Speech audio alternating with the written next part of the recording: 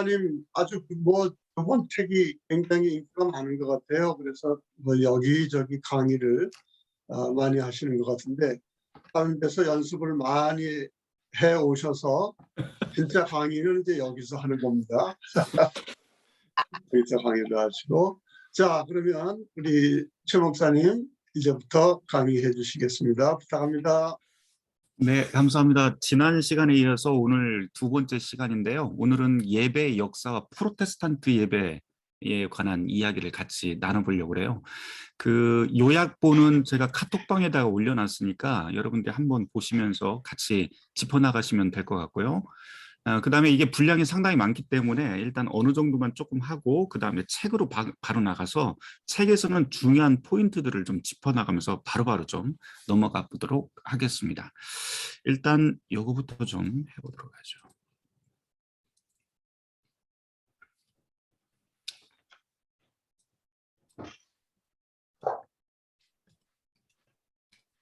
보이시나요? 네. 네, 좋습니다. 지난해 요약을 잠깐만 좀 하고 넘어가 보도록 하죠. 지난 시간에 우리가 예배 정의에 대해서 그리고 전체적인 방향에 대해서 같이 이야기를 했었는데요. 그중에서 꼭 잊지 말아야 될 것은 예배라고 하는 그 용어가 굉장히 불충분하다. 왜냐하면 일단 한자의 한계가 있었다는 걸 우리가 봤고요.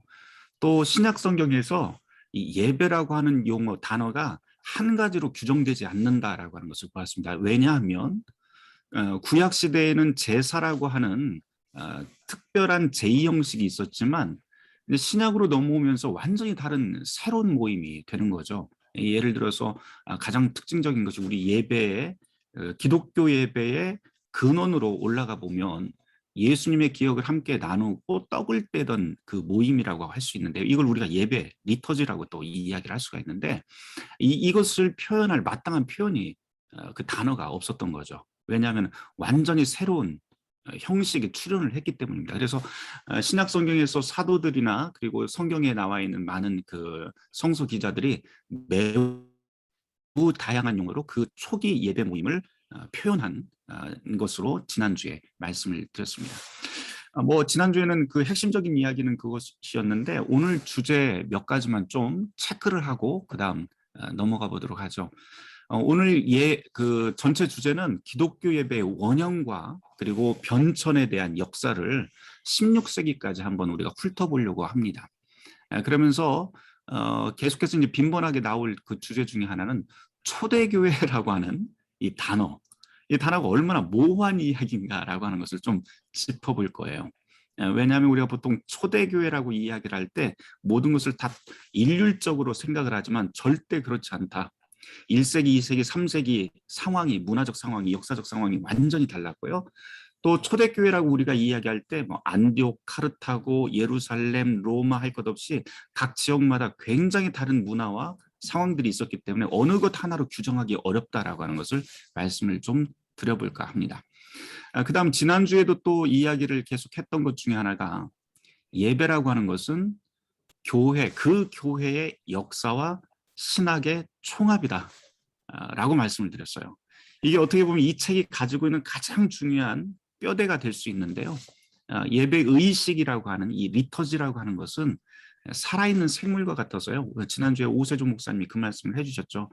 살아있는 생물과 같아서 계속해서 시대와 문화의 상황에 따라서 변천하고 움직인다라고 말씀을 드렸습니다.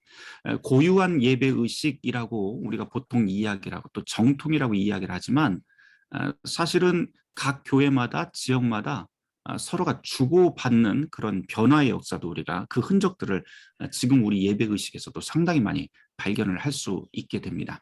그래서 동서방교회가 예배의식을 주고받은 것, 또 가톨릭과 개신교회, 또 루터교회와 성공의 장로교회가 서로 간의 그 신학을 주고받은 흔적들이 우리 예배의식 안에 다 남아있다라고 하는 것을 볼 수가 있어요. 예를 들면 이런 거예요. 우리가 이제 바티칸 공의의 문서를 보면 그 제가 잠깐 여기 1965년도에 나온 문서인데요. 62년부터 65년까지 제2차 바티칸 공의가 되고 전례 개혁이 이제 그때 시작이 돼서 1967년도에 공의의 문서가 하나 나온 게 있어요. 거기 보면 이전에 가지고 있었던 그 가톨릭의 영성체라고 하는데 떡만 주고 포도주를 주지 않았던 것이 변하게 됩니다. 한번 읽어볼게요. 제가 사자의 영성체 후에 신자들이 같은 희생제사에서 주님의 몸을 받아 모시는 더 완전한 미사 참여는 크게 권장된다. 양형 영성체. 사실은 가톨릭에서 이것을 받아들이지 않았다가 1967년도에 받아들이게 되는데요. 트리엔트 공의에서 세워진 확고한 교리 원칙으로 사도자에서 규정한 경우 주교들의 판단에 따라 평신도들에게도 양형 성찬이 허락될 수 있다. 이거 사실 1570년도부터 1970년도까지는 거의 바뀌지 않던 것이 그냥 바뀌어버린 근 700년의 역사를 뒤바꾸는 역사가 나는데요. 이런 것들이 사실은 그 다음에 56번 항에도 마찬가지인데요. 가톨릭에서 미사라고 할 적에는 말씀의 전례라고 하는 부분이 사실은 전미사 또는 준비미사라고 해서 미사로 이야기를 하지 않았습니다. 미사는 오직 영성체만 있는 것이 미사다라고 얘기를 했는데 이건 역시도 변하게 돼요. 그래서 말씀의 전례와 성찬 전례 모두 다 하나님의 미사, 예배 행위로 규정을 하게 됩니다. 이것 이외에도 아주 중요한 게 가톨릭에서 그 고해성사가 개인적 예배 전에 있었던 고해성사만을 미사의 한 부분으로 여겼었는데요. 이것도 역시 또 공적인 미사 통상문 안으로 공동 고백이 들어오게 돼요. 이것도 역시 앞서 말씀드린 그 양형성찬이라든지 아니면은 말씀의 전례가 예배 안에 들어왔다든지 아니면 참여가 공적 참여가 예배 안으로 들어온 이런 것들은 모두 다 사실은 개신교 예배에 영향을 받은 그런 흔적들입니다. 이런 식으로 또 나중에 다시 제가 그 뒤편에서 예배 그 우리 의식을 가지고 또 이야기를 하게 될 텐데요. 거기 보면 장로교의 예배 의식이라든지 이런 것들이 무터교 안에 들어온 흔적들도 우리가 좀 볼 수가 있습니다. 다시 돌아가 보도록 하죠. 어쨌든 뭐 정통이란 없다라고 하는 것. 그래서 앞에서 예배는 교회의 역사와 신학의 총합이다. 그래서 사실은 유래를 따져가 보면 우리가 정통이라고 말할 수 있는 게 과연 무엇일까라고 하는 물음표가 생긴다라고 하는 것을 말씀을 드리고요. 또 비전례 교회도 역시 일종의 예전을 가지고 있다. 왜냐하면 비전례 교회라고 할지라도 각자 나름대로의 예배 순서와 규칙들이 다 있거든요. 그것도 일종의 예전이다. 다만 그 예전이 만들어지기까지 그 교회의 역사와 신학의 나름의 이유가 다 있거든요. 그래서 그건 역시도 하나의 고유한 예식으로 우리가 볼 수가 있고 또 우리가 존중해야 된다라고 하는 것 좀 말씀을 드려야 될 것 같습니다. 오늘 그 시대에 대한 그 역사 이야기를 할 텐데요.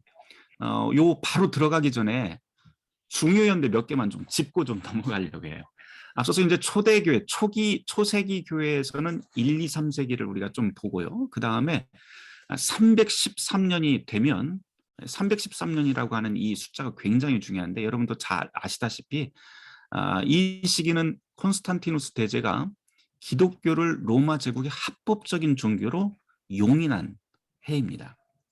그래서 이 시기 이후로 기독교의 모습들, 교회의 모습들이 완전히 전혀 다른 방향으로 움직이기 시작을 하는데요. 그래서 이 시기가 예배 형식에 있어서도 굉장한 전환기로 꼽을 수가 있습니다.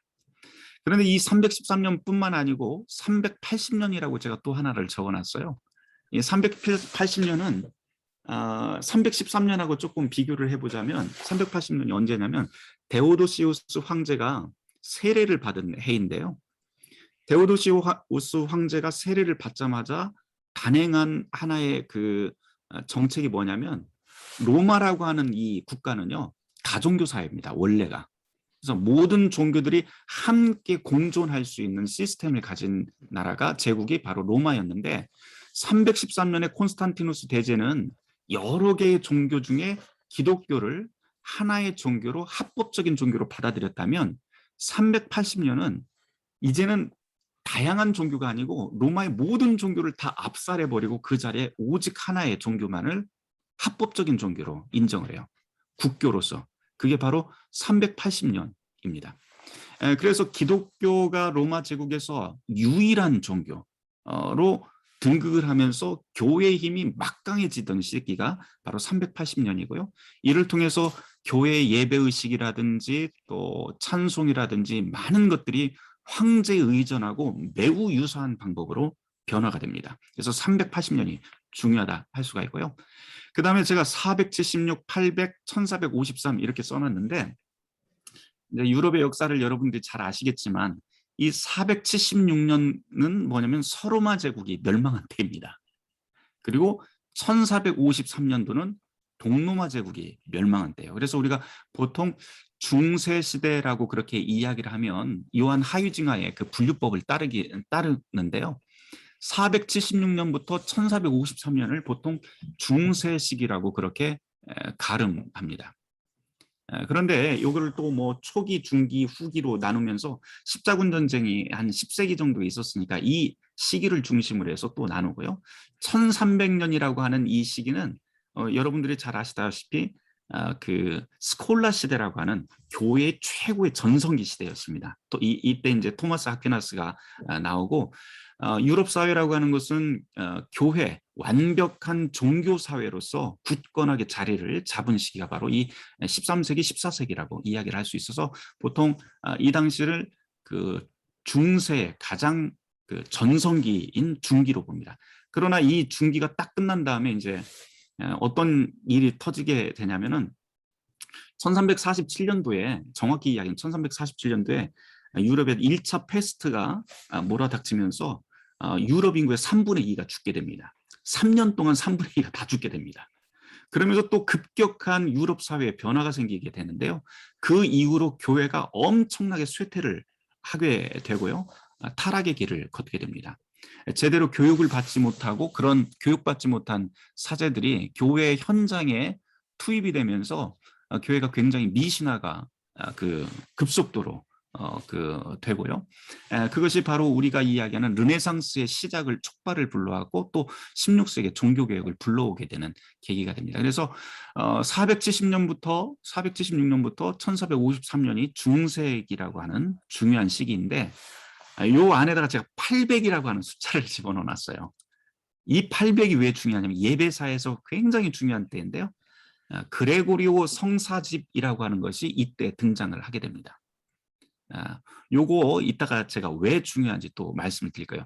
이게 바로 이제 신성 로마 제국이 등장을 하면서 우리가 소위 뭐 샤를마뉴 대제 또는 뭐 그 칼 대제라고 그렇게 부르는 사람이 옛 로마의 그 영광을 재현하기 위해서 유럽 사회를 통합을 하면서요.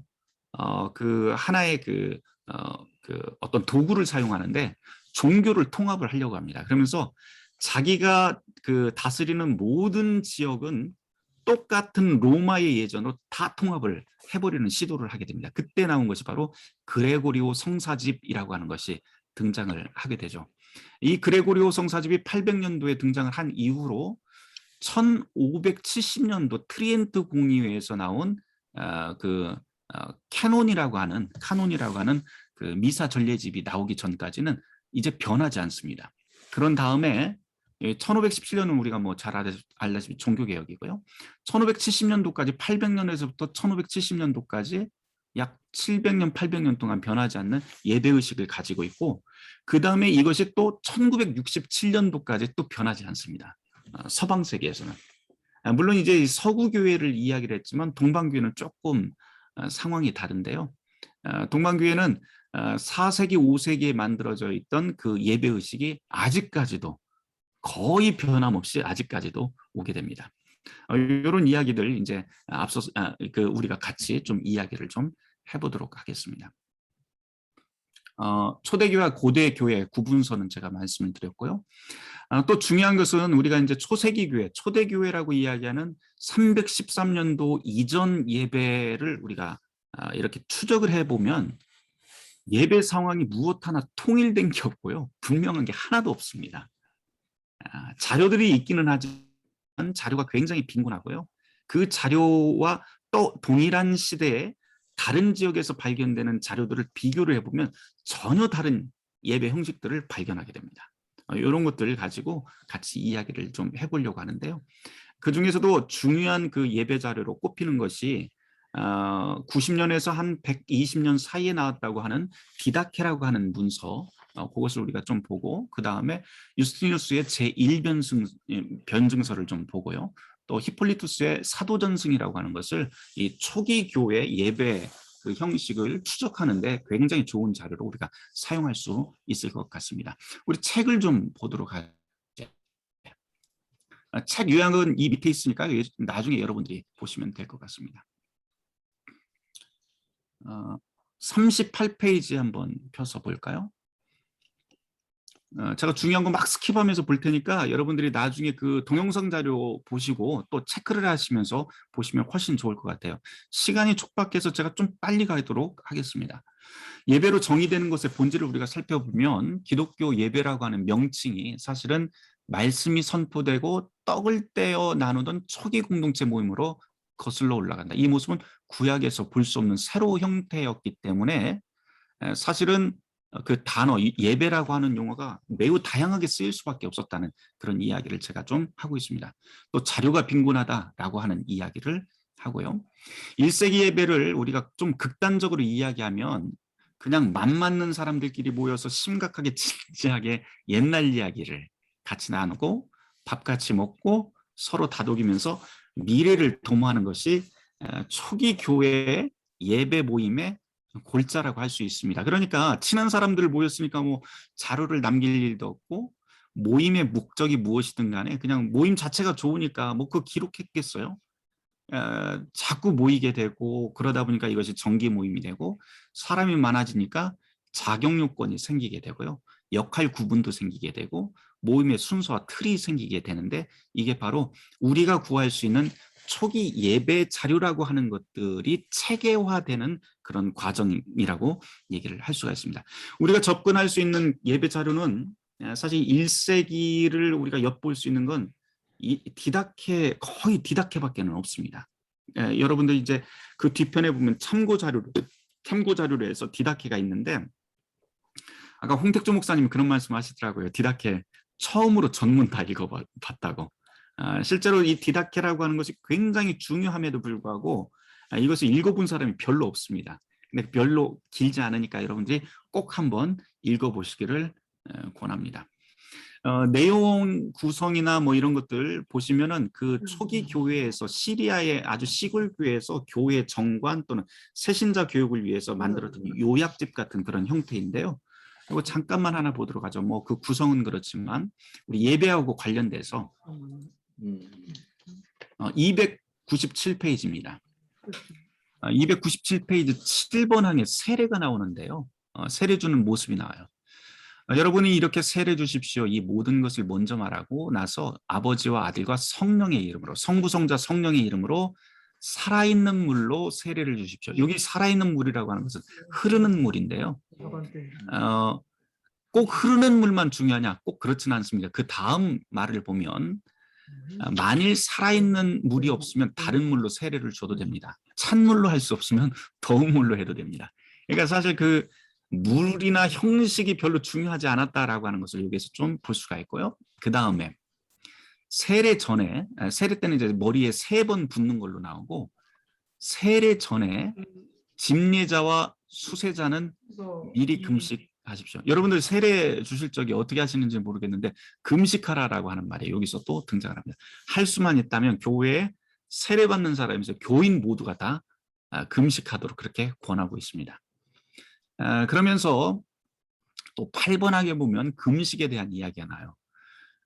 여기 보면 여러분의 금식은 위선자들의 금식과 달라야 됩니다. 위선자들은 유대인들을 이야기하는데 유대교인들은 주간의 둘째 날 월요일과 다섯째 날 목요일 날 금식을 하니까 기독교인들은 좀 다르게 넷째 날 수요일과 금요일에 금식게 됩니다. 여러분들 수요일과 금요일 날 우리 예배 드리잖아요. 수요 예배, 금요 예배. 바로 여기에서 시작을 합니다.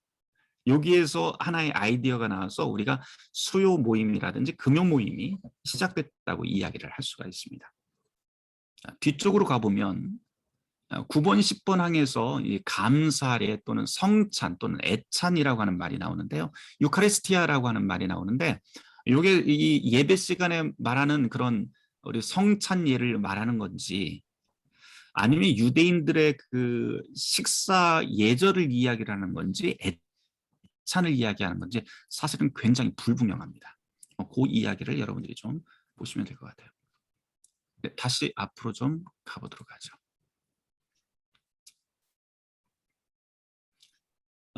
이 디다케에서 중요한 거 몇 가지만 좀 특이한 거 보면 만찬 순서에 등장하는 유카리스티아가 성찬례인지 단순히 감사 또는 감사 기도를 말하는 것이 모호한데요. 그럼에도 불구하고 이 디다케에서 보면 예배 시간에 그 호산나 찬미가 처음으로 등장하고 또 주기도문을 하루에 3번 암송해야 된다라고 하는 일상의 규칙들을 이야기를 합니다.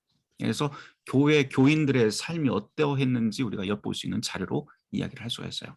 두 번째로 우리가 좀 봐야 될 게 변증서인데요. 제1변증서. 이거 굉장히 중요한 이유가 여기 일요일에 대한 이야기가 나옵니다. 일요일 날 교인들이 모여서 무엇을 했는지 예배에 대한 그 과정들이 있는데 요거 한번 여러분들이 나중에 읽어보시기를 바랍니다. 이걸 읽어보시면 여기에 보통 유스티니우스 쉐마라고 부르는 그 예배 순서가 나옵니다. 말씀 목록, 설교, 중보기도, 봉헌, 또 만찬 순서가 쭉 나오는데요. 여기도 역시 여기에 나와 있는 그 만찬 순서가 성찬인지 애찬인지 약간 불분명하다. 그리고 또 한 가지 특이한 것은 봉헌이 여기서 나오는데 오퍼토리움이라고 하는 봉헌이 나오는데 이 봉헌이 당시에 교회 신자들이 함께 나누기 위해서 집에서 먹던 일상의 음식들을 다 가지고 나와요. 그런 다음에 그것을 거기서 나누어서 함께 먹고 나머지는 또 그날 참석하지 못한 사람들에게 갖다 주는 형식입니다.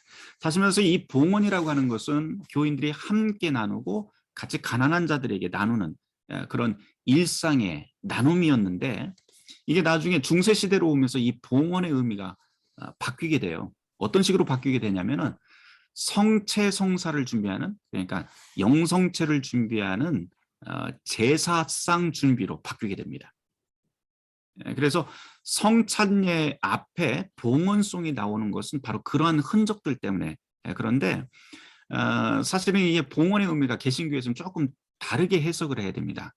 원래 그 유스티니우스의 제1변증서에 나왔듯이 이 봉헌이라고 하는 것은 우리의 일상을 함께 교우들과 나누는 그런 시간으로 우리가 좀 보는 것이 더 좋을 것 같습니다. 뒤쪽 여러분들이 좀 보시면 될 것 같고요. 여기에서도 이제 초대교회라고 하는 이야기가 앞서서 말씀드렸듯이 초대교회는 미지의 세계였다. 자료가 불분명하다. 서로 같은 시기라 할지라도 지역마다 예루살렘, 알렉산드리아, 시리아, 안디옥 뭐 이렇게 해서 예배 형식이 매우 다양했다라고 하는 그런 이야기를 제가 말씀을 드렸습니다. 그러면서 매우 다양한 것이 사실은 초대교회로 돌아가자라고 하는 말은 어찌 보면 하나의 일관성을 가지자라고 하는 말보다는 서로의 다양성을 인정하자라고 하는 말로도 통할 수 있겠다 좀 생각을 해봤고요. 세 번째로 3세기 문헌인 사도전승인데요. 이 사도전승이 매우 중요한 이유가 있습니다. 왜냐하면 이 사도전승에 나와 있는 그 성찬 그 삼중대화 또는 성찬 대감사기도라고 하는데요. 이게 원문 그대로 아직도 사용하고 있습니다. 우리가. 그러니까 거의 몇 년이에요. 1700년, 1800년 정도 변하지 않은 상태로 우리가 그대로 사용하고 있는데 저희 예배의식문은 보면 성찬의식 들어가면서 이렇게 이야기를 해요. 주님께서 여러분과 함께 하시기를 바랍니다. 주님의 종과도 함께 하시기를 바랍니다. 여러분의 마음을 주님께 드리기를 바랍니다. 우리의 마음을 주님께 드립니다. 우리 주 하나님께 감사드리세. 이것이 마땅하고 유익하나이다. 이 본문이 바로 이 사도전승에 나옵니다. 이거 그대로 떼어서 우리가 아직도 하고 있는 거예요. 그리고 그 뒤편에 있는 내용들도 그 감사기도들 몇 가지는 아직도 그대로 천주교, 정교회 뭐 할 것 없이 전례교회라고 하는 모든 교회들이 그대로 이 사도전승에 있는 내용 그대로 우리가 사용하고 있고요. 뒤편에 예배 순서에 대한 해설에 보시면 지금 뭐 천주교 성공회 루터교회에서 이 부분을 제가 지금 쓰고 있는 부분들을 헬라 원문하고 같이 놔뒀는데요. 여러분들 보시면 원문은 똑같은데 번역만 조금 다르구나 하는 것을 여러분들이 보실 수 있을 것 같습니다.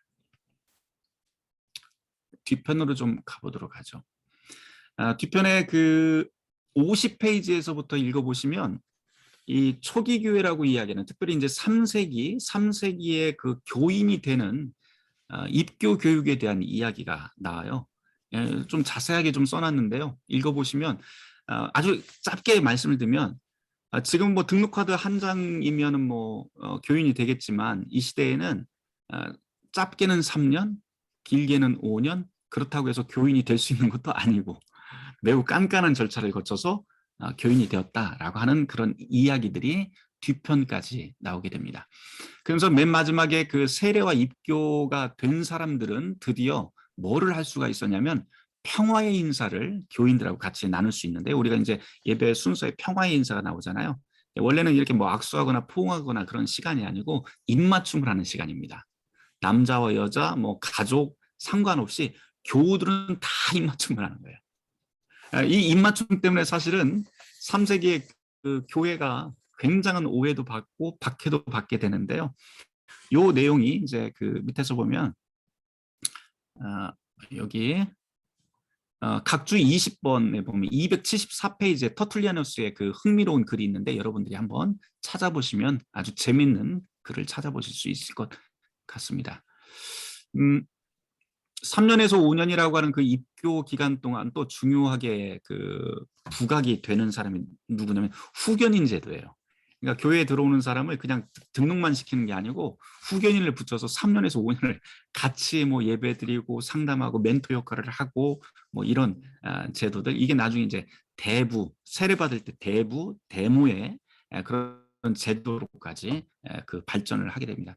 우리나라에서는 뭐 대부, 대모, 유아 세례 받을 때 대부나 대모를 세우지 않지만, 사실 외국에 있는 루터교에서는 유아 세례 할 때 대부, 대모를 세워요. 그래서 이거 우리 한국 루터교에서도 한 번 정도 좀 생각을 해보는 건 어떨까, 그런 제안을 좀 해보게 됩니다.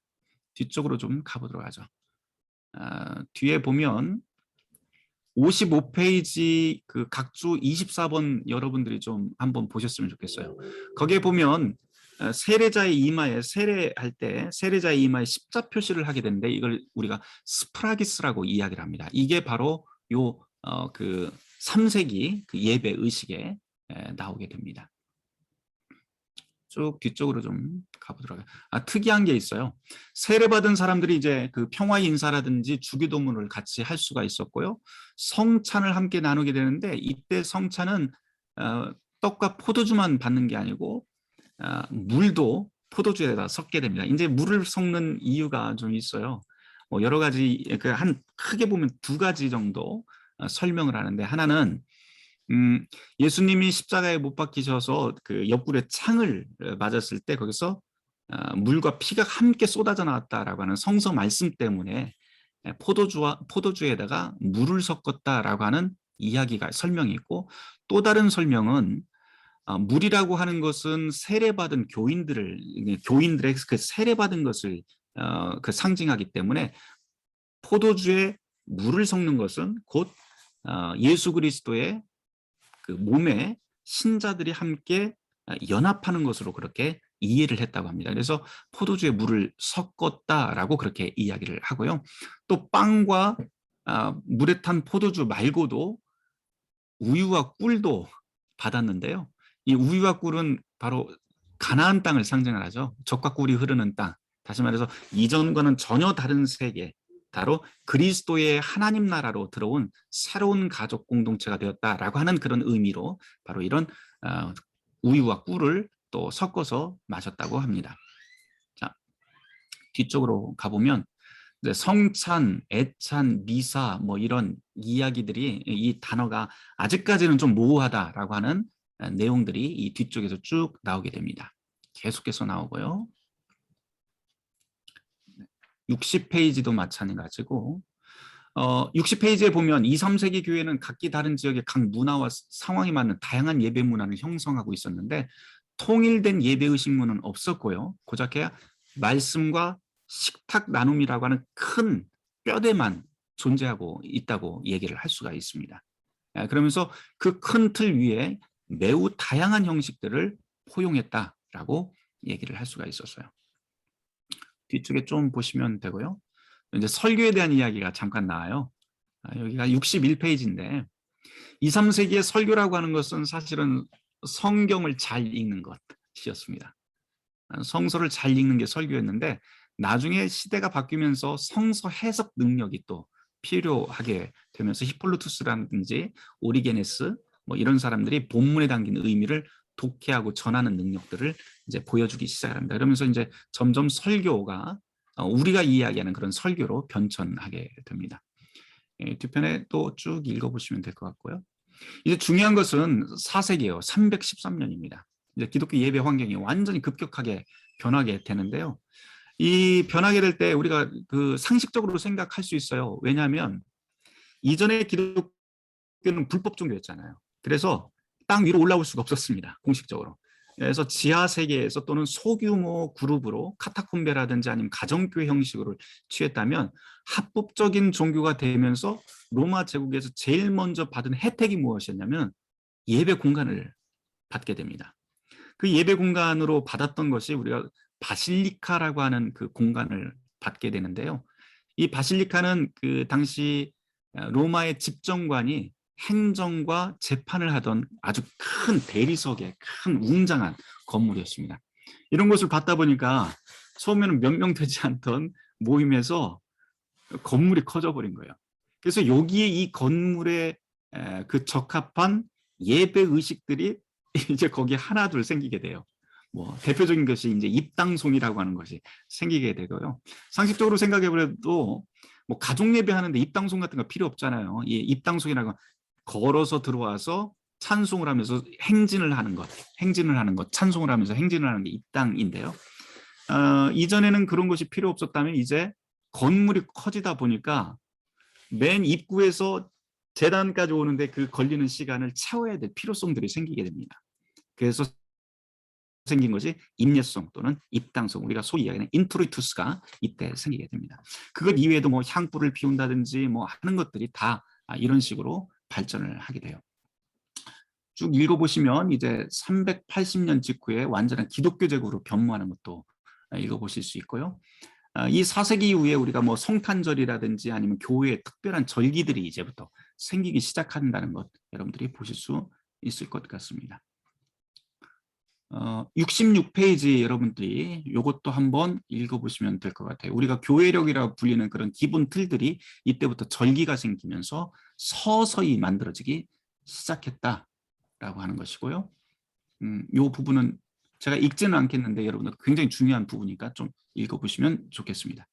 조금 뒤로 더 넘어가 보도록 하죠. 거룩송이 이제 4세기에 등장하기 시작을 했다라고 하는 것. 네. 그냥 쭉 읽어보세요. 제가 뭐 이거 설명하면 굉장히 복잡해지고 그러니까 읽어보시면 될 것 같습니다. 일과 중에 드리던 성무일도 관습도 이때 생기게 되고요. 교회력 페리코프라고 하는 그런 성무 일과 같은 것도 이제 조금씩 생기기 시작을 하는데 이 정해진 본문 읽기라고 하는 것은 8세기, 9세기에서야 이제 생기게 됩니다. 새 본문 읽기 요거 여러분들이 읽어보시면 될 것 같아요. 70페이지 여러분들 꼭 읽어보시고요. 뒤쪽으로 좀 가보도록 하죠.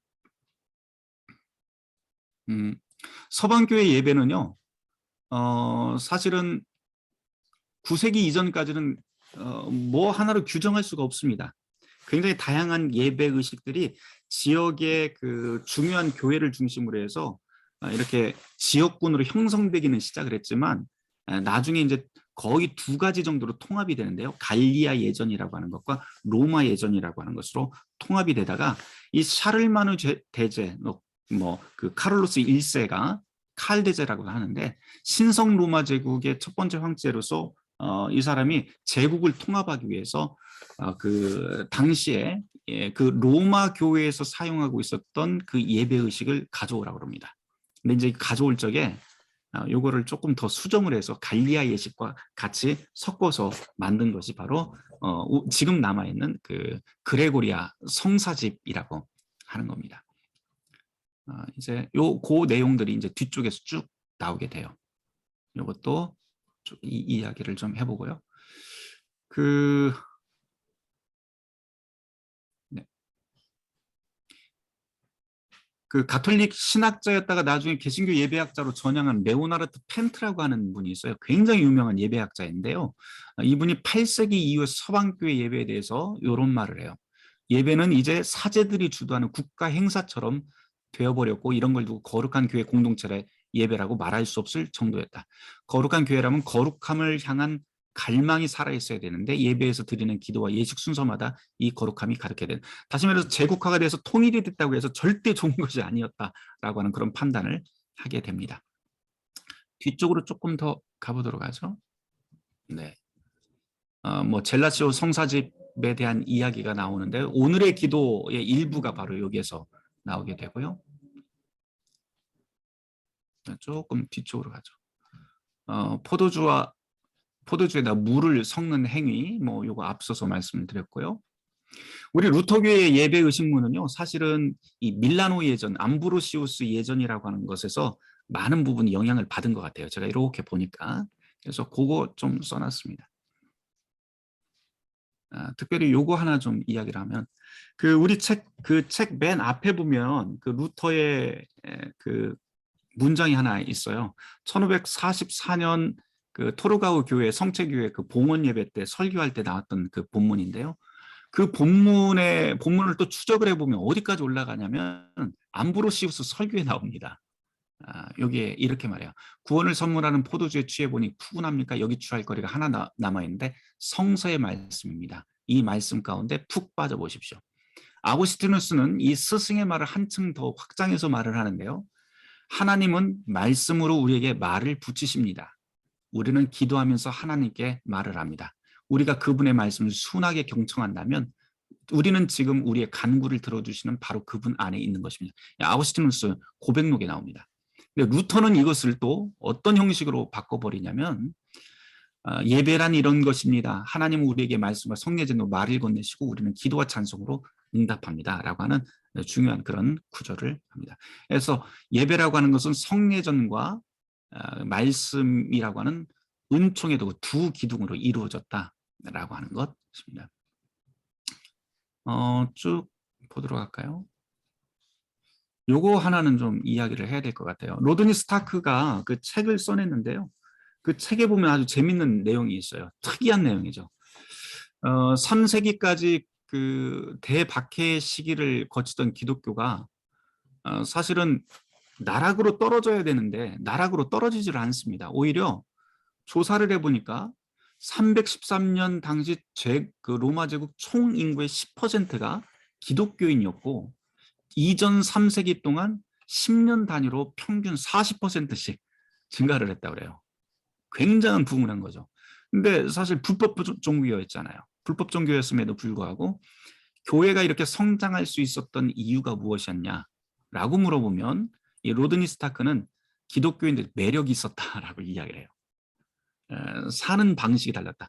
전도 프로그램이나 이런 게 전혀 없었다고 합니다. 그런데도 불구하고 교회 다니는 사람들의 그 삶의 모습이 무언가 그 로마의 주류 사회와는 전혀 다른 방식으로 보여줬다는 거죠.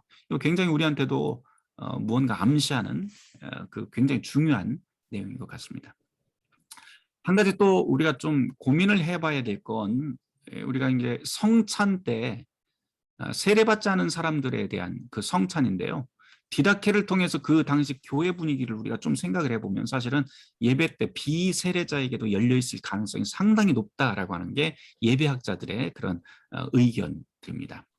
그렇지만 2세기 즈음부터 교회 상황이 급변하면서 박해 시기가 오면서요.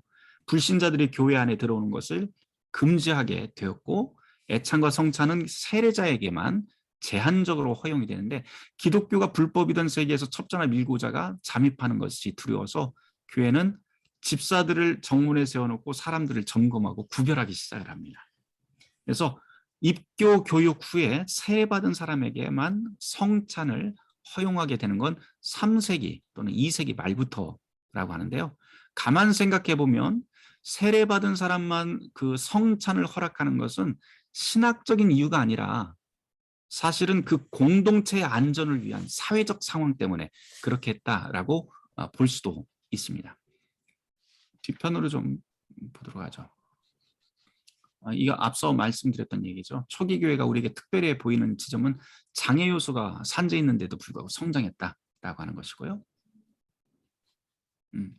그래서 그 2장에서 제가 그 결론으로 말씀을 드리고 싶었던 건 우리가 예배의식 참 중요하다고 이야기는 하지만 사실은 예배의식보다도 더 중요한 게 있는데 그 기독교인들의 삶의 모습이 굉장히 중요하다.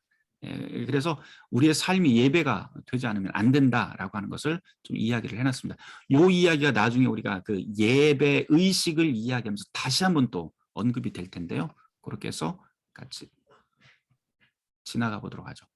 3장인데요. 이제 프로테스탄트 예배, 특별히 이제 루터교회 예배 의식인데 요거 들어가기 전에 루터 전집 53권인 로이폴트 서문을 좀 같이 좀 읽어봤으면 좋겠어요. 309페이지로 한번 넘어가 보도록 하죠.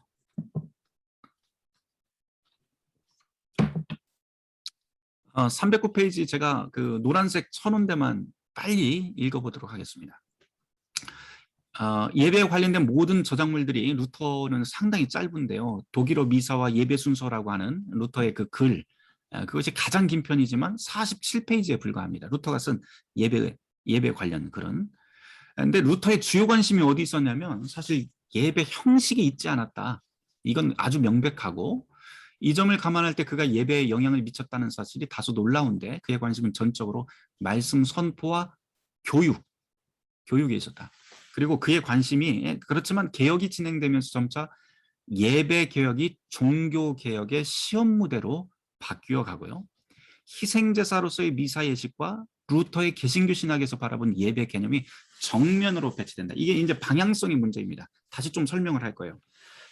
가톨릭의 미사라고 하는 것은 우리가 무언가를 준비해서 하늘로 올려드리는, 다시 말해서 예배 드리는, 하나님께 드리는 예배에 초점이 있다면 루터교의 예배 개혁의 핵심은 뭐냐면 우리가 무언가를 준비해서 하늘로 올려드리는 제사의 방법이 아니라 하나님이 죄인들을 불러서 우리에게 베풀어 주신다. 말씀과 성례전이라고 하는 은총의 도구를 통해서 우리에게 베풀어 주시고 위로하고 회복해 주신다라고 하는 방향성이 완전히 바뀐 거예요. 이제 이전에는 밑에서 우리가 무언가를 준비해서 올려드렸다고 한다면 루터가 강조하고자 하는 것은 위에서 하나님이 우리를 불러주셔서 베풀어 주신다. 위에서 아래로입니다. 이게 바로 이 방향성만 제대로 보고 있다면 이게 바로 구교와 신교의 그 차이가 명백한 차이가 된다라고 하는 것을 거듭해서 이야기하는데요. 이게 어디에서 신학적으로 보면 조직신학에서 이게 바로 칭의론의 핵심입니다.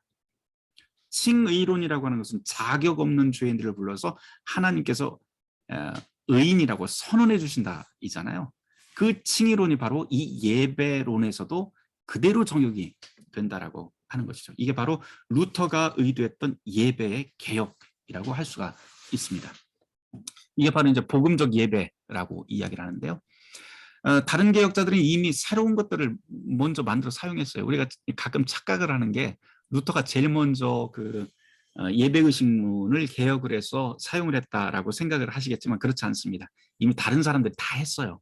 그런데 루터는 충분한 그런 준비와 점검 없이 무조건 새로운 것만 만들어서 그렇게 발표하고 그 쓰는 거에 대해서 굉장히 비관적으로 생각을 했습니다. 그래서 독일어 찬송을 쯔빙글리가 먼저 만들었는데요. 루터보다 먼저 만들었습니다.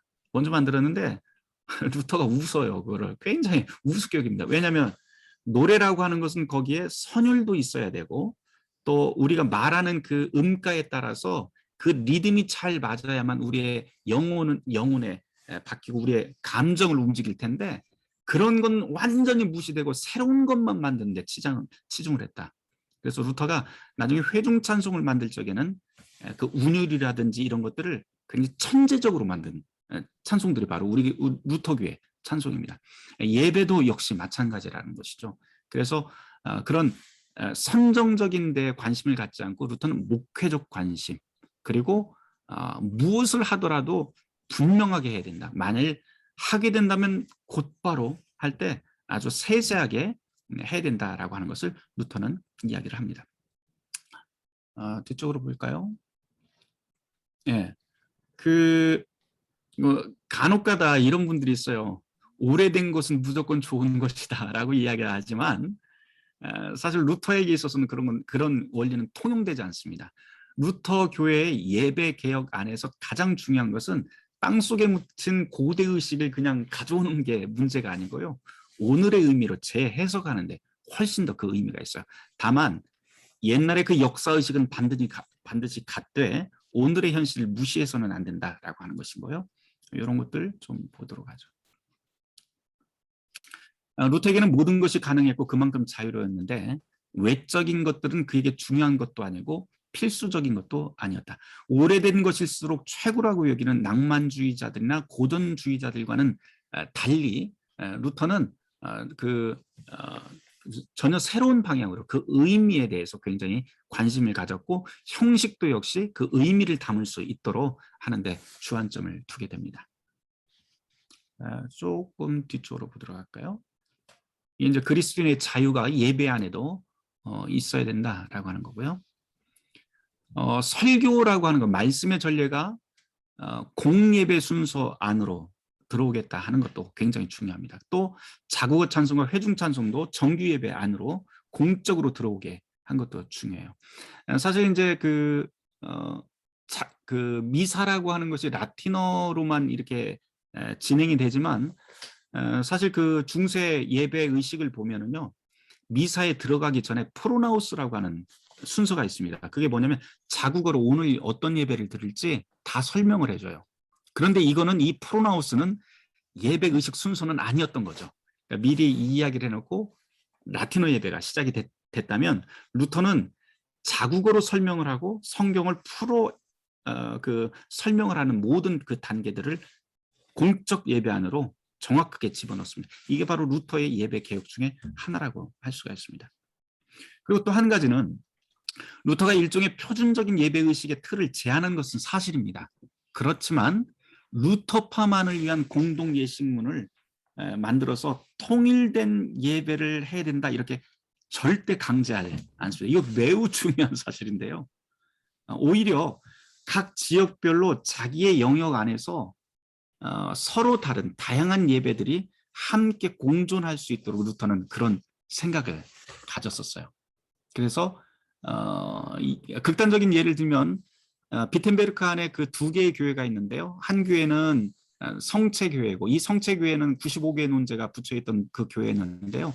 이 교회 안에는 그 구성원들이 그 대학교 학생들과 교수들 그리고 시의회 의원들 소위 좀 그 먹물 좀 먹었다고 하는 사람들만 다니던 교회였어요. 그러니까 이 사람들은 라틴어가 굉장히 익숙한 사람들이죠. 그러니까 이런 교회에서는 그냥 라틴어 예배 드리라고 해요. 루터는. 대신 루터가 설교 목사로 있었던 비텐베르크 시교회 같은 경우에는 배운 사람들이 아니고 다 못 배운 사람들이었습니다. 이 못 배운 사람들이 있는 그 교회에서는 그 사람들의 눈높이에 맞춰서 독일어 예배를 하고 독일어 회중 찬송을 부르도록 그 예배 의식문을 만든 게 바로 루터의 예배 의식문인데요. 그래서 루터는 이 두 가지가 다 같이 가야 된다. 문제는 뭐냐면 목회적 관심 그리고 지금 있는 그 교회 공동체가 어떤 민도와 그 수준을 가지고 있는가 거기에 눈높이를 맞추어서 하나님의 말씀이 잘 전달될 수 있는데 목표가 있었다라고 하는 거죠. 그러니까 표준 예식서는 만들되 그것을 강요해서는 안 된다라고 하는 것이 이 루터교의 예배 그 형식의 그 예배를 이해하는데 또 중요한 골자가 될 것 같습니다. 네. 다시 돌아가 보도록 하죠. 91페이지예요. 여기에서 제가 이제 계속해서 거듭 말씀을 드리고 싶은 건 뭐냐면 신학이 담겨 있다라고 하는 거예요. 앞서서 역사와 신학의 총합이 예배다라고 했는데요. 예배 방향에 대해서 아까 말씀을 드렸잖아요. 칭의론이라고 하는 것은 하나님이 위에서 죄인들을 불러서 은총을 주신다라고 하는 거예요. 그래서 그 주체가 하나님이시다라고 하는 것이 우리 루터교회에 비해서는 강조가 돼야 된다. 그래서 하늘에서 땅으로라고 하는 칭의론적 예배 이해가 반드시 있어야 된다. 이에 비해서 가톨릭 예배 의식은요. 미사는 우리가 무언가를 준비해서 희생제사를 하나님께 올려드리는데 방점이 있었다라고 하는 것 여기에 말씀을 드리고요. 그게 바로 이제 공로 신학하고도 연결이 되죠. 네. 94페이지에 보면 이 고테스 딘스트라고 하는 그 독일어 용어가 나와요. 이전에는 그 미사라고 하는 용어를 썼는데 가톨릭 신학자들도 사실 이 미사라고 하는 용어의 유래를 모릅니다. 스스로 고백을 해요. 여기도 제가 좀 써놨지만 이용기 교수라고 하는 그 가톨릭 예전학자, 굉장히 유명한 예전학자가 있는데요. 김홍기. 그분도 역시 그 이야기를 해요. 이 미사라고 하는 용어의 어원이 무엇인지 정확하게 말할 수 없다라고 이야기를 합니다. 그런데 이제 루터도 이전에는 그 완전히 새로운 이해이기 때문에, 예배에 대한 새로운 이해이기 때문에 이 용어를 매우 다양한 용어를 사용을 하는데 어떤 때는 미사라고도 이야기를 했다가 어디서는 고테스 딘스트라고 하는 용어도 사용을 합니다. 이 고테스 딘스트라고 하는 말이 딱 튀어나오면서 루터가 후기로 갈수록 미사라고 하는 용어 대신에 이 말을 굉장히 많이 사용을 하게 되는데요. 여기 94페이지 한번 보도록 하죠. 개신교 예배를 고테스 딘스트라고 규정을 하는데 곧과 딘스트를 합친 합성어이다. 영어 단어로 하면 God 서비스, 디바인 서비스가 되는데요. 그대로 직역을 하면 신, 섬김, 봉사, 딘스트라고 하는 말이 사실은 섬기다, 일하다, 봉사하다 뭐 이런 뜻입니다. 행동하다 뭐 이런 뜻인데요. 누군가를 위해서 행동하다 뭐 이런 말이에요. 근데 문제는 뭐냐면 신 섬김 되어 있는데 하나님이 인간을 섬기는 것인가 아니면 인간이 하나님을 섬기는 것인가 이게 굉장히 큰 문제가 됩니다. 근데 루터에게 있어서는 두 가지가 다 가능하지만 루터의 예배론에서 두 가지가 가능하지만 잊지 말아야 될 것이 모든 예배의 강조점은 앞에 있어야 된다. 주체가 하나님이시다 라고 하는 것을 강조가 안 된다면 강조가 안 된 상태로 우리가 하나님께 무언가를 섬겨서 올려드린다라고 하게 되면 이게 가톨릭 공로주의 신학으로 그냥 빠져버리고 그것 때문에 예배 준비하다 다 탈진해서 교회가 망하게 된다는 게 루터의 생각입니다. 중요한 것은 무력한 우리들을 불러서 하나님께서 위로해 주시고 말씀과 성례지는 위로해 주시고 또 힘을 주신다. 그래서 일상으로 내보내는 것이 바로 그 개신교 예배, 프로테스탄트 예배다라고 하는 그런 골자입니다. 그래서 뒤쪽에 보시면 하나님이 일하신다라고 하는 그런 내용으로 쭉 써놨습니다. 요한 크리스토스무스의 그런 이야기도 좀 있고요. 99페이지에 보면 워십이라고 하는 그 용어에 대해서도 좀 설명을 좀 해놨고 여러분들이 보시면 되겠습니다. 그리고 100페이지에 보면 1544년 10월 5일 토르가우 성체교회 그 아까 말씀드렸던 그 이야기가 다시 한번 언급이 됩니다. 그래서 개신교 신학과 예배 이해는 언제든지 그 신학적인 구도, 층이론적인 구도에 의해서 해석이 돼야 된다라고 하는 것인데요. 여기 한번 읽어보도록 할게요. 103페이지입니다. 예배란 종합해서 보면 예배란 인간의 행위가 아니라 하나님이 하시는 행동에 방점이 찍혀있다. 개신교 예배입니다. 다시 말해서 아무 공로 없는 죄인을 위해 일하시는 은총의 사건이 개신교 예배론의 핵심인데 그렇다면 하나님이 무엇으로 일하실까? 바로 말씀과 성례전인데 그래서 루터는 말씀 선포와 떡을 땜이라고 하는 원래 초기 교회의 그런 예배 모습들 이게 이제 완전히 새로운 것이었기 때문에 신약 성경에서 매우 다양한 용어로 사용이 됐다고 했잖아요. 그 정신을 프로테스탄트 예배 이해에서는 루터의 종교개혁에서 다시 그것을 회복시키는 것이죠. 그래서 말씀 선포와 떡을 땜이라고 하는 것을 회복시키는데 거기서 끝나지 않고 일상의 자리에서 그 감동을 살아내는 것 그리고 미래에 다가올 희망을 미리 선취해서 모든 것 이상으로 하나님을 경외하고 사랑하며 이웃 한가운데서 감사와 기도, 찬송과 봉사로 살아가는 것이 개신교 예배의 포괄적인 의미라고 할 수가 있습니다. 이거를 조금 협소한 의미에서 보자면 이런 삶의 예배를 축소한 것이 공예배, 우리가 소위 이야기하는 주일 공동예배라고 할 수가 있는데요. 그래서 여기서 예배는 죄인을 불러서 은총, 다시 말씀과 성찬을 위로하고 먹이고 힘을 줘서 다시 세상으로 파송하는 복음의 사건이 주일 공예배입니다. 그러니까 압축을 시켜놓은 거예요. 예. 그래서 신학의 압축이라고 할 수 있는 게 바로 또 이 주일 공예배가 됩니다. 중요한 것은 이 예배가 특정한 건물 안에서 주일 1시간으로 끝나지 않는다는 사실인데요. 루터도 계속해서 강조하는 말이 이런 것들이에요. 예배는 일상의 삶이 되어야 된다. 그 때문에 루터의 정신을 따르는 개신교 예배로는 우리가 보통 생각하는 뭐 경배와 찬양에서 한 발 더 나가야 되는데 무슨 콘티 만들고 기도로 준비하고 땀과 물질로 섬기고 봉사하는 것은 사람의 일이고, 그러나 개신교 예배의 첫 번째 강조점은 자격 없는 자들, 힘없고 연약하고 울 수밖에 없는 사람들, 직업의 귀천이나 성별 출신을 따지지 않고 누구든지 초대해서 하나님의 기쁜 소식을 알려주는 것, 그것이 바로 루터 교회가 지향하는 교회예요. 이게 교회론입니다. 교회론.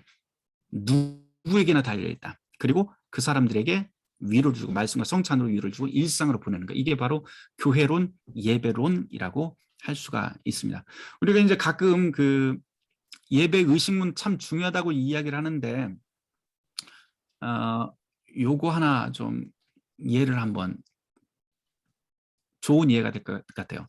사랑하는 사람과 함께 나눌 식사를 생각하면서 아름다운 식탁보를 깔고 그 위에 초와 꽃으로 장식하는 이유는 식사 시간에 꽃과 초가 필요해서 그런 것이 아니라 그저 함께 식사할 그 사람을 사랑하기 때문이다. 그러니 누가 시켜서 그렇게 하는 것이 아니라 오직 두근거리는 기대감과 기쁜 마음으로 그렇게 한다.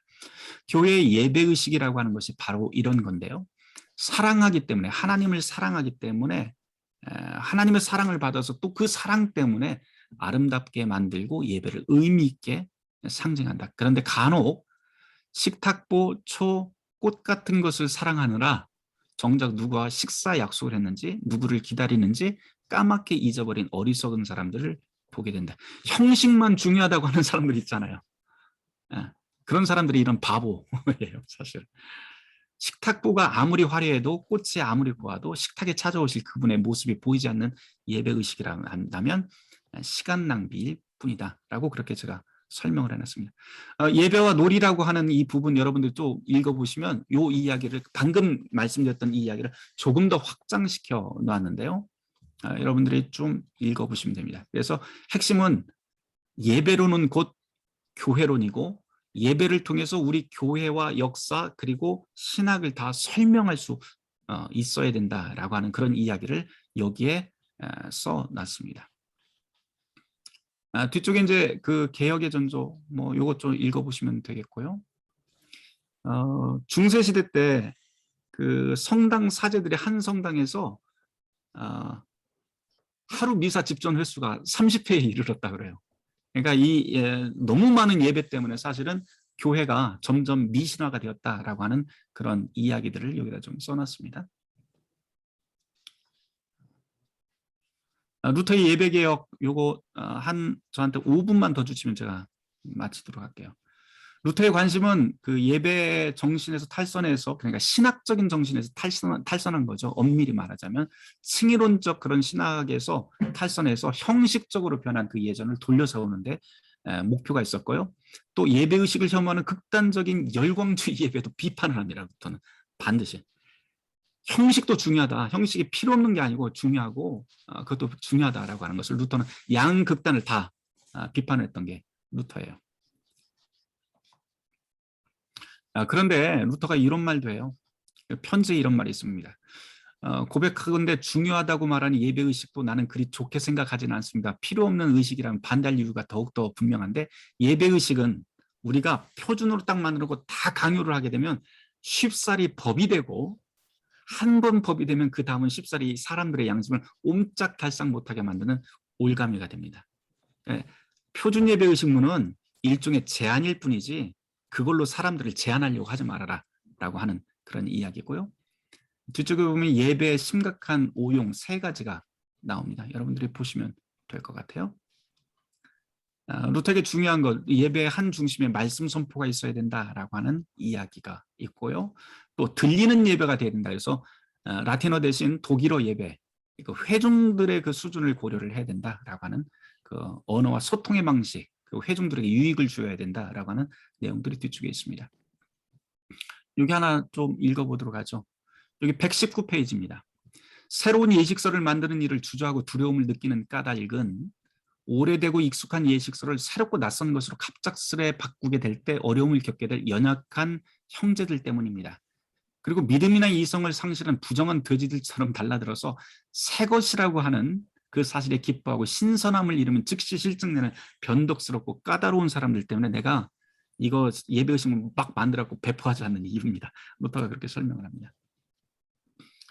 또 중요한 것은 그 교회 기도라고 하는 우리 그 예배의식문에 나오죠. 그게 어떤 내용인지, 어떤 내용을 담아야 되는지에 대해서도 여러분들이 꼭 좀 보시면 될 것 같은데, 요거는 이제 우리가 5장에서 다시 한번 나올 테니까 제가 넘어가도록 하겠습니다. 루터의 예배 개혁, 다시 이제 제가 요약을 하자면, 루터의 예배 개혁은 신학적인 개혁이었다. 그리고 그 신학이라고 하는 것은 그 방향성에 대한 문제였는데, 바로 칭의론, 하나님께서 우리를 위해서 말씀과 성찬으로 주시고, 그리고 우리의 거기에 감사의 반응으로 우리 일상을 살아내는데 그 개신교 예배의 핵심이 있다라고 하는 것 말씀을 드리고 싶습니다. 그러니까 이거를 다른 말로 바꿔놓으면 어떤 말이 되냐면, 자꾸 뭐 준비하고 드리고 하는데 너무 치중하지 않아도 된다라고 하는 그런 말로도 바꿔 넣을 수가 있겠죠. 네, 저는 오늘 여기까지 하도록 하겠습니다. 감사합니다.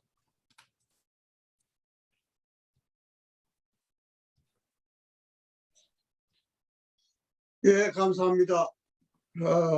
오늘 역사, 그다음에 이제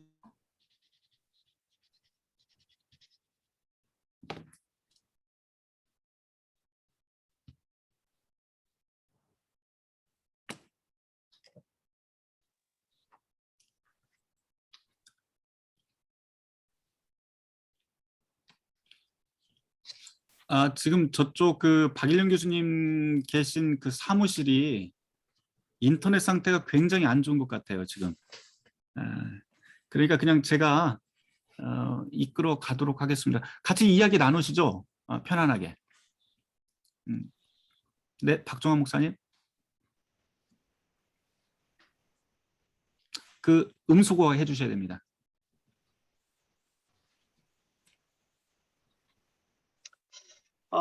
책을 혼자 읽으면서 그동안 그 루터 신학을 하고 루터 교단에서 이렇게 목회를 오래 했지만 그 예배 의식서가 그렇게 진행되는 과정들이 역사가 이렇게 있었다고 하는 것을 구체적으로 좀 볼 수 있어서 어떤 이런 사람이 우리 루터 교단에 있다고 하는 것을 일단 감사하게 생각하고 고맙게 생각합니다.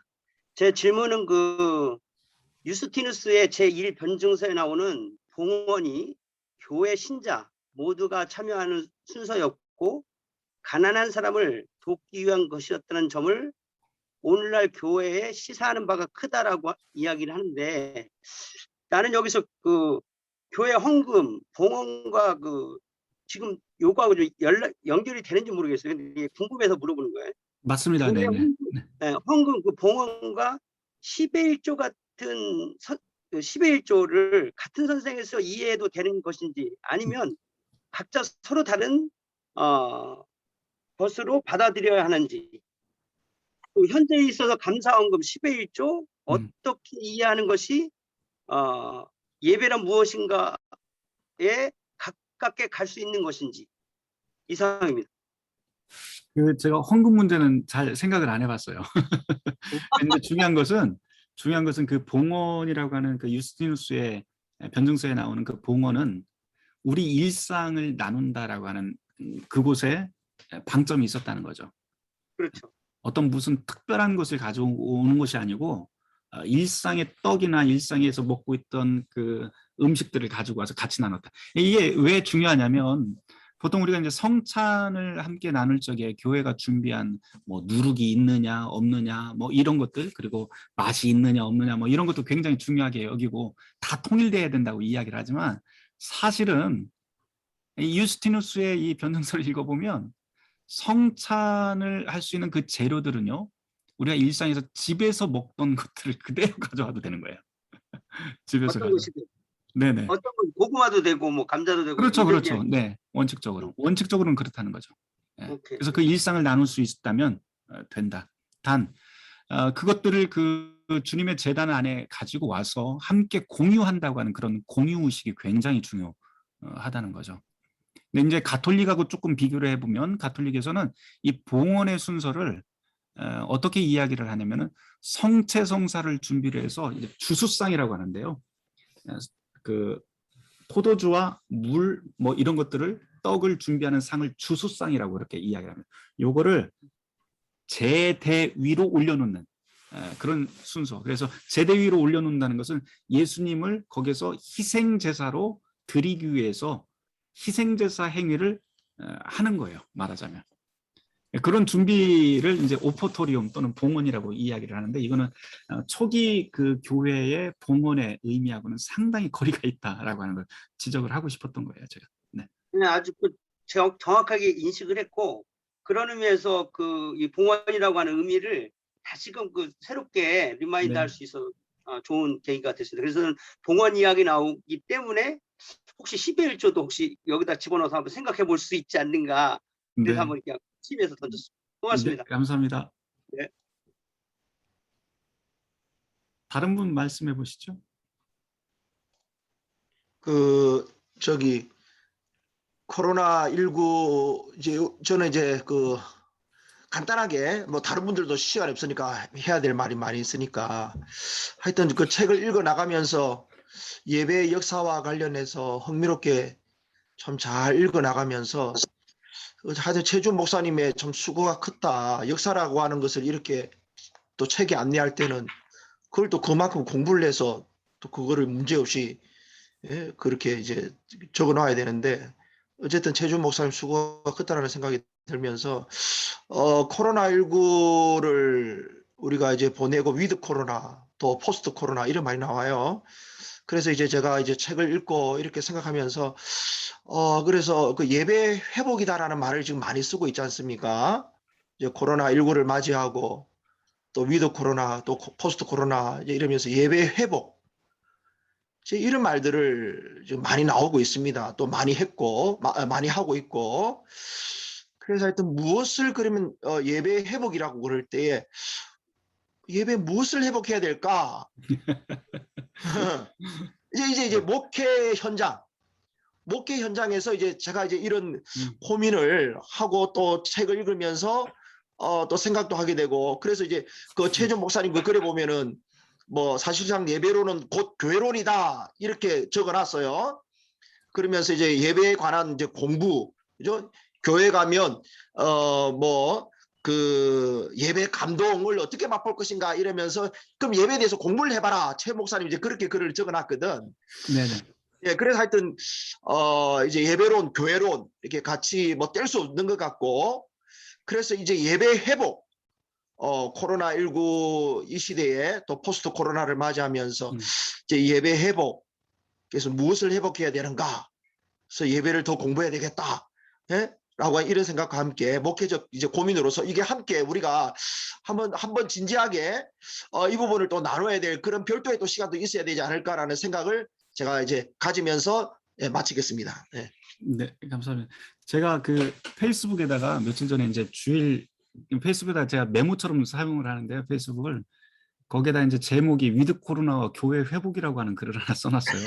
그랬어요? 네, 네, 써놨는데 거기 그 핵심적인 내용은 뭐냐면 세상이 변하고 있는데 그 변화를 감지할 수 있는 그 측정 기준이 어떤 우리가 합리적이나 뭐 과학적으로 보통 숫자나 그래프로 이야기하지만 그것으로 측정되는 것이 아니라 우리의 마음에 대한 이야기. 그러니까 마음만이 사실은 변화의 그 어떤 변화나 아니면 회복의 어떤 척도가 될 수 있는데 그 마음을 다루는 것이 종교고요. 또 종교 중에서도 특별히 기독교가 할 수 있는 그 아주 특별한 것은 뭐냐면 우리가 이제 기독교 신앙이라고 이야기할 때 인류의 발전이 교회라고 하는 공동체 안에서 하나님 나라를 향해서 이미 시작이 되어 있다라고 하는 이야기를 좀 해요. 그러면서 그 복음이라고 하는 것은 사실은 교회 안에 그 울타리에 갇혀 있는 게 아니고 그 바깥에까지 다 설명이 가능한데 특별히 인류의 발전이라고 하는 것은 숫자와 그래프로 그려줄 수 있는 게 아니라 인간의 경험을 통해서 마음을 통해서만 측정된다. 그러면서 인류의 발전을 위해서 서로의 경험을 공유하고 서로를 다독이고 축복해 주는 것. 근데 이제 교회가 할 수 있는 일은 바로 성찬이라고 하는 것이 바로 그런 거거든요. 성찬이라고 하는 게. 서로의 경험을 공유하고 한 공동체로 공유하고 다독여주고 또 서로를 축복해 주는 것들. 이게 저는 그 예배의 핵심이라고 봐요. 이게 이제 말씀을 선포하고 또 성찬을 나누고 하는, 우리가 신학적으로 이야기는 하지만 그것 이외에도 조금 더 풀어서 이야기하자면 이런 식이 되지 않을까. 그리고 저희가 지금 그 예배 역사나 또 예배 신학에 대해서 공부를 하는 이유가 있어요. 저는 목표가 뭐냐면 이거를 공부하고 나면 역사적 유래라고 하는 것을 우리가 잘 그 머릿속에 담게 되면은요, 어떤 상황이 왔을 때 변형을 할 수 있는 힘들이 생깁니다. 이거는 변형해도 되고 이거는 하지 말아야 될 것들이라고 하는 것을 스스로 생각하고 스스로 판단할 수 있게 될 거예요. 그래서 우리가 예배 회복 자꾸 이야기를 하지만 일단 예배 회복이 어떤 현재 현대교회에서 지금 예배 회복이라고 이야기할 때 그 목표가 무엇인가 저는 굉장히 의심스러워요. 가만히 보면 교회 나갔던 사람들의 숫자가 다시 그래프로 올라갔다든지 숫자가 늘어나는 것, 그것을 예배 회복이라고 이야기하지 않는가.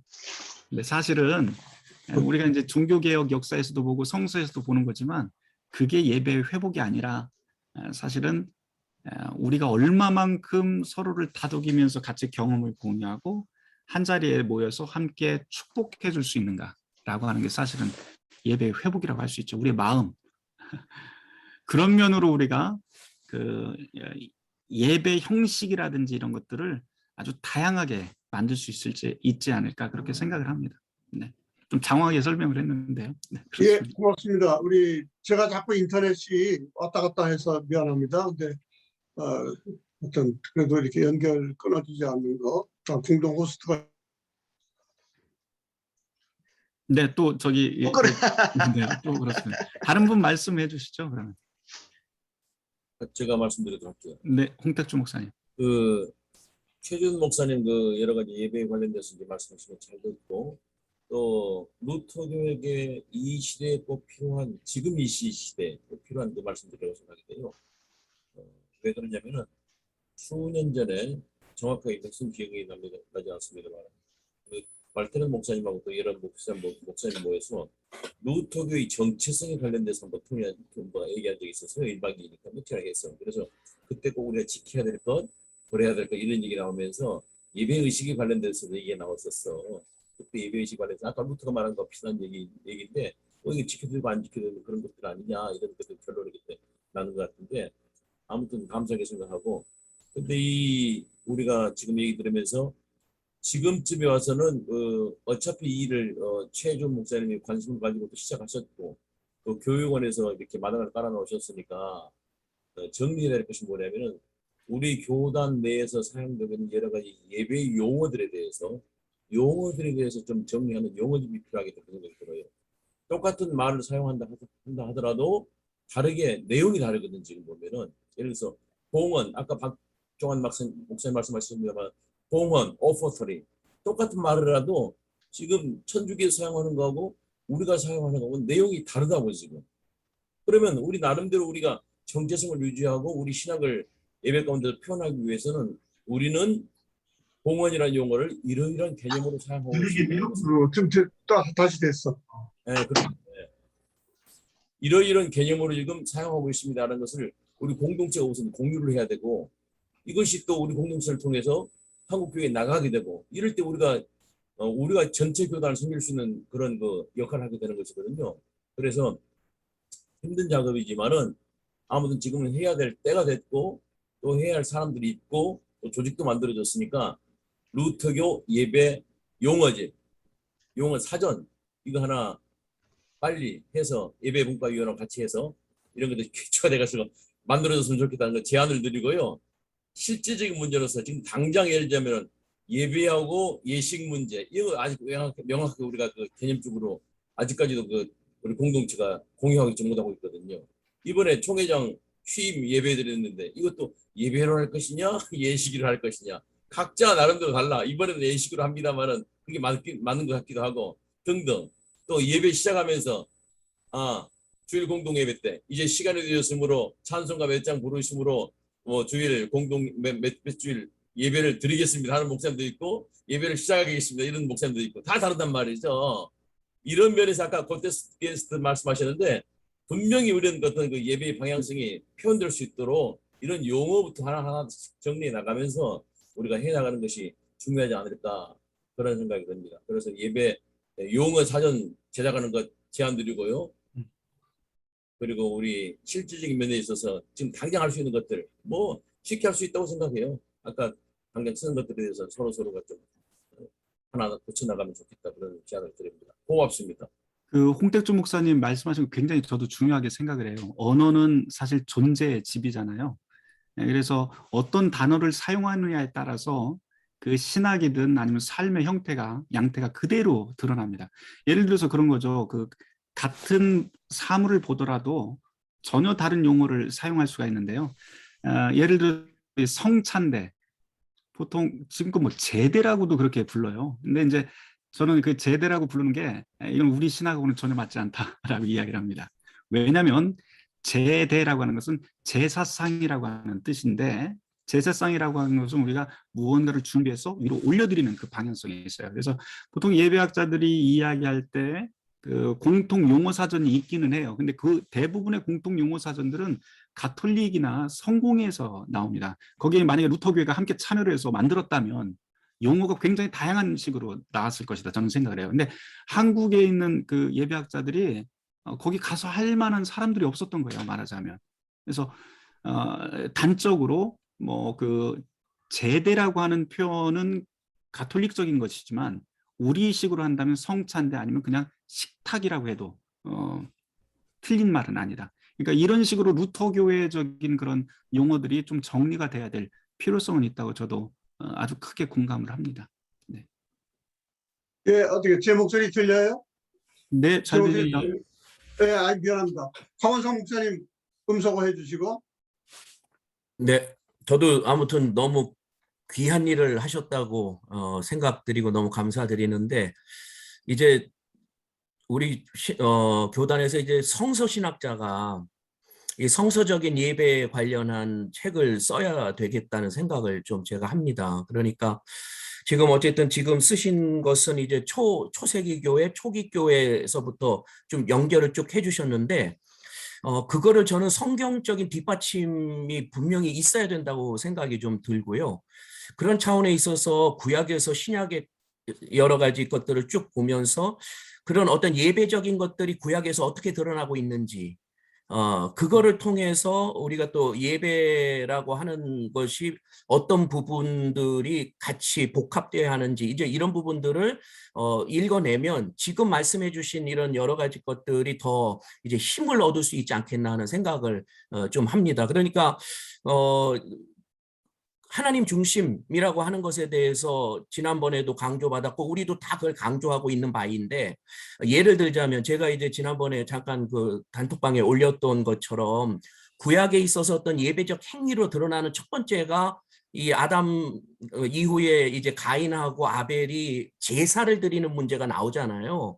그랬을 때 그거를 가지고 그 본문을 가지고 지금 얘기했던 예배적인 차원을 풀어내야 될 부분이 있다라고 하는 것이죠. 거기서 하나님 중심적인 것이 어떤 부분이고 또 거기에 대한 응답으로서의 가인과 아벨이 했던 부분. 그런데 또 하나님이 하나는 받으시고 하나는 안 받으시고 하는 이제 이런 차원들을 복합적으로 우리가 지금 말씀해 주신 어떤 예배에 관련한 것을 그렇게 설명을 거기서 우리가 읽어낼 수 있는 이런 것들이 좀 필요하지 않겠나. 그래서 아무튼 지금 그런 생각을 좀 해봤습니다. 네. 네. 예, 성서학에 대한 좀 어떤 받침 그런 것들을 좀 궁금해하시는 거예요. 예, 좋은 의견입니다. 또 아까 그 잘 못 들었는데 아마 예배 용어에 대한 것 좀 작업해야 되겠다는 그런 생각은 좀 들긴 하네. 예, 다른 분 뭐 할 말씀 많이 있겠습니다만 아직도 또 두 번의 강의가 있으니까 박종환 목사님. 저기 강원사 목사님이 좀 어려운 질문을 해서 저는 아주 간단하고 쉬운 질문을 좀 하나 좀 하고 싶은데, 그냥 궁금해서 그냥 간단하게 질문 하나 하고 싶습니다. 최주호 목사님이 쓴 책 중에 보니까 예배는 이제 사제들이 주도하는 국가 행사처럼 되어버렸습니다. 이런 걸 두고 거룩한 교회 공동체의 예배라고 말할 수 없을 정도입니다. 거룩한 교회라면 거룩함을 향한 갈망이 살아 있어야 합니다. 예배에서 드리는 기도와 예식 순서마다 이 거룩함이 가득해야 합니다라고 하는데, 여기서 이 거룩함이라고 하는 것을 그냥 일상적으로 박정원 목사도 상식적으로는 아는데, 우리 최주호 목사님 생각하는 이 거룩함이라고 하는 것은 어떤 것인지 좀 듣고 싶어요. 저는 진심이라고 생각해요. 진심. 아주 간단하게 이야기하면 어떤 그 예배 의식을 똑같이 행하더라도 그 사람이 어떤 마음의 자세를 가지고 진심으로 하는가, 이게 더 중요하다고 저는 생각을 해요. 중세시대 때 그 예배 의식들이 있었다면 거의 기계적으로 했던 거죠, 말하자면. 그리고 라틴어로만 하기 때문에 사람들은 전혀 알아듣지도 못하고, 심지어는 그 미사를 집례하는 사제들조차도 라틴어 문맹률이 상당히 높았기 때문에요, 자기네가 지금 무엇을 하고 있는지 전혀 몰랐던 거예요. 네. 근데 이거를 우리 현실로 받아들여서 다시 생각을 해보면, 적용을 해보면, 우리가 루터교회 목사로서 주일 공동예배 집례를 하지만, 과연 우리는 지금 내가 집례하고 있는 이 예배에 대해서 얼마만큼 이해도가 높고 이해도가 있고 또 진심으로 우리가 그 예배를 집례하고 있는지, 그거 우리 좀 아주 심각하게 좀 돌아봐야 된다라고 저는 생각을 합니다. 거기에 아울러서 예. 그냥 간단하게 예. 하나 더 질문하고 싶은 것은, 그러면 그것에 대해서 그 갈망하는 것을 우리가 깊이 생각해 봐야 된다라고 하는 이런 측면에서 박종원 목사가 생각하는 그 예배에 있어서 그 말씀과 성례전으로 그 하나님 우리를 찾아오시지만, 그 예배 가운데 하나님의 임재를 늘 기억하고 그것을 체험할 수 있는 예배에 대해서는 우리 최주호 목사님 어떻게 생각하십니까? 그거 해야죠. 네. 그래서 하나님의 임재를 늘 기억을 하고 그렇게 들어가야죠. 네. 고맙습니다. 네. 네. 이제 네. 우리 김경현 목사님. 오늘 강의 너무 감사합니다. 이 미스타고지 강론이라는 책이 있어요. 그 CD에 그 4세기 예루살렘 교회 주교였던 분이 쓴 책인데, 이 책을 보면 그 1세기 디다케 나와 있는 이 디다케를 아주 잘 풀었습니다. 그래서 자세히 풀고 그 시대에 맞게끔 잘 풀어놓은 책이라, 이 책을 보면 세례 교육할 때 3년이 걸려요. 세례 받기 전까지 교육이 그거예요. 3년 걸리고, 세례 받은 이후에 성찬하고 그 다음에 기독교인으로 살아가야 될 삶에 대해서 가르친 책이 이 미스타고지 강론이에요. 그래서 이 책을 보면 이제 성찬에서 굉장히 중요시 나오고 있고, 저희가 쓰는 예배 의식문의 그 순서가 다 나오고 있습니다, 사실은. 근데 여기서는 그 아까 우리 최 목사님이 이 유스티누스 얘기하면서 이제 유카리스트, 성찬이냐 애찬이냐 이제 잘 그것을 어떻게 해석해야 할까 하는데, 여기서는 이제 강력하게 성만찬으로 얘기를 합니다. 그래서 특별히 감사와 기쁨의 만찬, 그리고 여기에 이제 세례까지도 포함되고요. 성만찬, 또 성례 이렇게 들어가서 이 감사와 기쁨의 성만찬을 하나님 올려드리는 그러한 모습이 나오고 있어요. 그래서 근데 여기서 또 한 가지 뭐냐면, 이제 거룩한 입맞춤 아까 말씀하셨잖아요.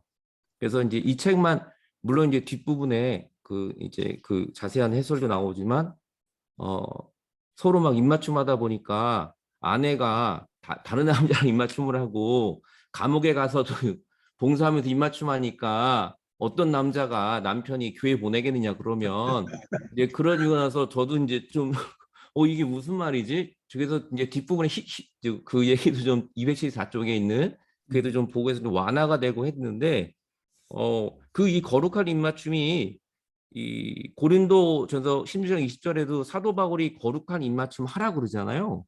그래서 이 입맞춤을 제가 알기로는 그러니까 성만찬에 하는 입맞춤이거든요. 그래서 거룩한이라고 넣은 게 그리스도 안에서 교인들끼리 그 성만찬을 준행할 수 있는 사람들이 할 수 있기 때문에 거룩함을 넣은 것이고, 남자는 남자끼리, 여자는 여자끼리 그렇게 좀 이렇게 가벼운 그런 입맞춤, 포옹, 그래서 그리스도의 사랑을 나타내기 위한 그런 걸로 저는 알고 있었거든요. 그런데 이게 정말 그런 게 실제적으로 있었는지, 진짜 감옥 가서 그 범죄자랑 키스를 하고 막 교회 안에서 막 그냥 아무나에게 키스를 하는 그게 정말 그런 자료가 정말 있는지, 그런 그거랑 유카리스트 그 부분, 그다음에 그 아까 제가 말했던 그 미스타고지 그것이 디다케의 그 내용이거든요. 거의 보면. 그래서 거기서도 유카리스트를 이제 감사와 기쁨의 성만찬으로 이야기하고 있는 부분들, 그 두 가지 좀 얘기하고 싶었어요. 그 방금 그 미스타고지 말씀을 하셨는데 네. 한국에서는 보통 그거를 신비교육이라고 그렇게 이야기를 해요. 미스타지라고 하는 것 자체가 이제 신비라고 하는 뜻인데, 세례를 받은 다음에 그 다음 일주일 동안 배우는 교회 교육입니다. 이게 소위 이야기해서 예배 교육 시간이에요. 이게 예배 교육 자료입니다. 미스타고지가. 근데 이제 맞아요. 신비교육이라고 하는 말로 이렇게 번역이 되다 보니까 그게 무슨 말인지 사람들이 잘 모르는데, 그 내용을 보면 세례 받은 다음에 그 다음에 우리가 받은 세례의 의미, 성찬의 그 의미, 이런 것들을 세세하게 이야기를 해줘요. 그리고 앞으로 교회에서 어떤 예배의 순서라든지 이런 거에 대한 이야기를 하는 게 바로 미스타고지예요. 맞습니다. 그래서 요거 신비주의가 맞고요. 왜 신비주의냐면 성만찬 가운데 하나님 우리와 함께 하시고 예수님이 우리 안에 들어온 게 신비예요. 그게. 그래서 물론 성만찬 그런데 자체가 너무 신비라는 거지. 그러니까 되게 좋은 말입니다. 그게. 네네. 되게 물론 좋은 그런데 말인데. 이제 제가 이제 말씀을 드리고 싶은 건, 그 미스타고지라고 하는 말을 써야 됐었던 이유는 바로 그 예배 안에 신비가 있었다라고 하는 말을 하기 위해서 미스타고지라고 하는 말을 썼다는 거예요. 그래서 제가 이제 앞서도 말씀을 드렸지만 우리가 예배 교육이 교회에서 굉장히 필요하다는 이야기는 다른 말이 아니고 바로 이 미스타고지하고도 연결이 되는 거예요. 왜냐하면 그 미스타고지 안에, 예배 교육 안에 교회의 모든 삶에 대한 이야기들, 그리고 예배 형식에 담겨 있는 그런 모든 의미들을 우리가 다시 재확인하고 설명할 수 있는 기회가 있다는 거죠. 그래서 실용적인 이유 때문에 3세기에서 이 미스타고지가 나오게 돼요. 네, 그런 겁니다. 그리고 시간이 되었습니다. 아직 2시간이 남았고요. 그다음에 보니까 카톡방을 효과적으로 잘들 이용을 해주시는 것 같아요. 그래서 저는 그러거든요. 이왕 투자한 거 본적 뽑자고 하는 게 우리 시간 사용의 가장 중요한 지혜잖아요. 그래서 여기 그저 우리 줌으로 1시간 반 정도지만은 이것이 좀 더 가치 있는 것으로 되기 위해서 그냥 강의 듣는 것으로 끝나지 않고, 사실 책 보기 위한 하나의 안내니까 책을 보는 게 가장 중요하고요. 그다음에 이제 우리 공속에 예배에 대한 또 목회 다 하시니까 그런 부분들에 대한 것을 좀 다 적용을 해서 좀 했으면 좋을 것 같아요. 아무튼 제가 죄송하게 생각을 하고요. 그다음에 제가 나름대로 아까 제임스 스미스의 습관의 형성이다. 그다음에 이제 질문하실 때에 예배 회복이 뭐냐, 그럴 때 얼른 생각이 난 건데, 그 양반이 이제 초대교회가 3B가 있었다는 거 아닙니까? belief, 신앙이라고 하는 것, 근데 behavior라고 하는 건 이제 삶이죠. 그다음에 중요한 게 belonging이라는 거죠. 소속감. 근데 이 소속감이라고 하는 초대교회를 지켰던 가장 핵심적인 게 바로 예배였단 말이죠. 어떤 의미에서 예배를 통해서 교인들 간의 소속감, 공동체성이죠. 우리가 공동체성, 표현으로 하나가 되고 또 신앙으로 하나가 되고, 특별히 예배를 통해서 하나가 된다라고 할 때 기쁨으로 참여할 수 있는 거. 이건 대면, 비대면 가지고는 보충할 수 없는 중요한 요소 아닙니까? 그래서 이런 부분들에 대한 것을 아무튼 우리가 좀 더 깊이 알고 또 이런 것을 나갈 수 있는 그런 공부의 기회가 됐으면 좋겠습니다. 예, 다시 한번 감사드리고, 아직도 할 얘기 많으신데 오늘 얘기하지 못하신 부분들 다음 주간에 또 질문 같은 거 있으면 카톡으로 정리해 주시기를 부탁을 드리고요. 오늘은 제가 잠깐 기도하고 끝내도록 그렇게 하겠습니다.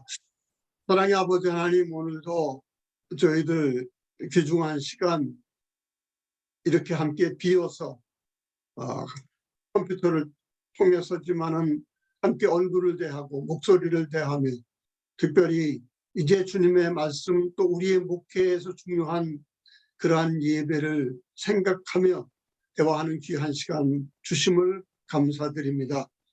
참으로 악한 세대, 어두운 세대, 그저 모이면 인간적인 꾀와 또 사탄의 음성에 귀 기울인 그러한 이 시대에 참으로 조그만 시간이지만은 주님의 말씀을 묵상하면서 또 우리의 소명을 생각하면서 함께 모이는 이 시간의 소중함을 알게 도와주시옵시고, 작은 시간들이지만은 이 시간을 통해서 우리가 더욱 하나가 되고 그리고 교회의 목회에 더 큰 힘을 얻는 저희들이 되게 도와주시옵시고, 특별히 바라옵고 원하옵기를 이 중공부방에 모이는 소수의 우리들이지만은 우리들이 참으로 앞으로 총회의 미래를 책임져 나갈 수 있는, 우리 총회의 미래를 밝게 할 수 있는 그러한 토대가 되도록 도와주시옵소서.